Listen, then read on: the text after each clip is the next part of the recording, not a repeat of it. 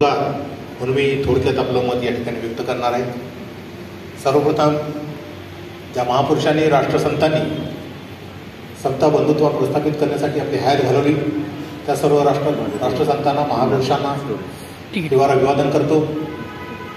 या ठिकाणी उपस्थित सन्माननीय विचारमंच तसेच आपण सर्व या ठिकाणी उपस्थित झालेला सर्व संविधानप्रेमी, आजचा जो हा कार्यक्रम भरून आणला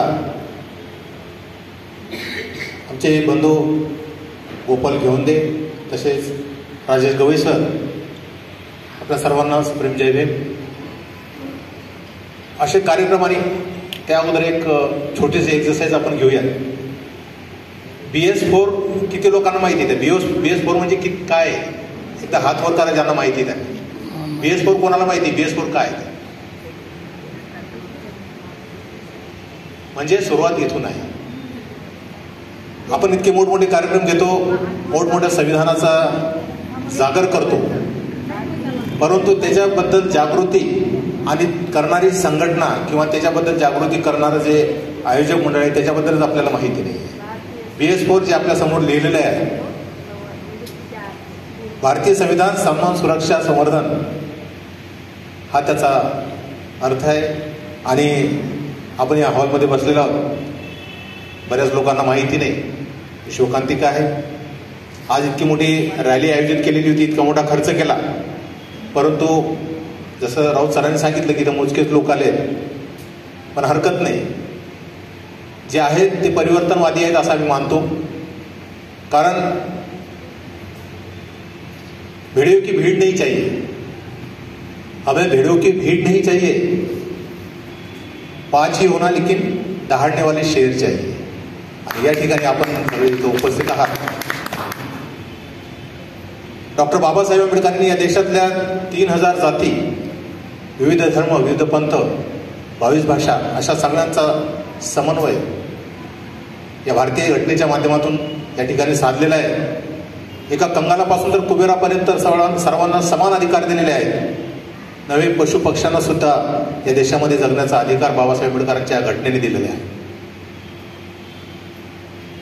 आणि अशी ही घटना तुमच्या आमच्यासाठी एक धरोहर आहे, एक वारसा आहे. ते जोपासणं, त्याचं संवर्धन करणं, संरक्षण करणं तुमची आमची नैतिक जबाबदारी आहे. कारण बाबासाहेब आंबेडकरांनी ही घटना कोणत्या दैवताला, कोणत्या देवाला अर्पित केलेली नाही, तुम्हा आम्हाला अर्पित केलेली आहे. आम्ही भारताचे लोक, भारताच्या लोकांना समर्पित केलेली ही घटना आहे. आणि म्हणून या घटनेचे संवर्धन करणं तुमची आमची नैतिक जबाबदारी आहे. तर दुर्दैवाने ते होताना दिसत नाही, कारण त्याची जागृती पूर्णपणे होत नाही. बऱ्याच लोकांना संविधानाचे कलम पाठ आहेत, संविधान पूर्ण तोंड पाठ आहेत, पण आजचा जो विषय आहे त्याची अंमलबजावणी होणं खूप गरजेचं आहे. आणि तीच अंमलबजावणी होत नाही.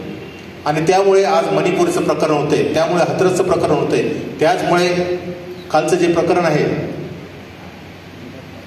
अशा प्रकारचे प्रकरण होत आहेत. तुमच्या आमच्यावरती अन्याय होत आहेत, आरक्षण संपुष्टात येत आहे, पण आपण मात्र जागृत होत नाही. आम्हाला काही फरकच पडत नाही. संविधान जाळा, बदली करा, काहीही करा.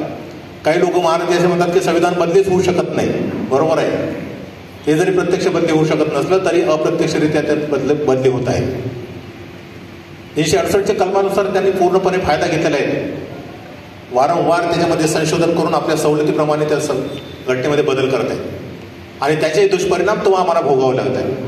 जसं सरांनी सांगितलं नीटचं, त्यानंतर कितीतरी प्रकरणं अशा आहेत. राऊत सरांनी ॲट्रॉसिटीचं उदाहरण दिलं. ॲट्रॉसिटी फक्त नावाला आहे, कन्व्हेक्शन 0.1 आहे त्याच्यामध्ये. ते नसलं तरी चालतं सर आपल्याला, कारण त्याचा फायदा काहीच होत नाही. त्याच्यामध्ये अटी आणि शर्तीच अशा घातलेल्या आहेत की त्याचा निकाल हा आपल्याकडून लागतच नाही. ह्या गोष्टी आपल्याला समजल्या पाहिजेत, कळल्या पाहिजेत. म्हणून हे क्लस्टर अधिवेशन दरवर्षी या ठिकाणी आयोजित केलेलं जातं. मी माझा वेळ ज्ञानेश्वर महाराजांना देतो आणि या ठिकाणी थांबतो. जय भीम, जय संविधान, जय भारत.